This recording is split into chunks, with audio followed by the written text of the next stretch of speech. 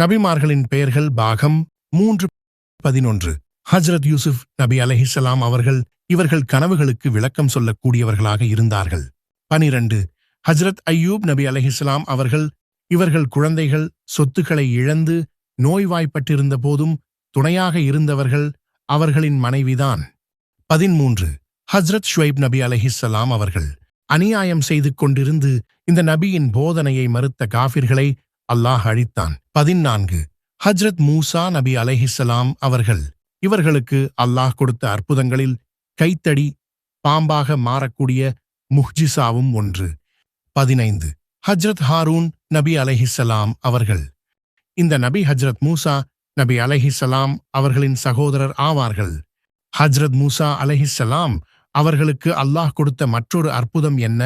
அதை கமெண்ட்ல சொல்லுங்க.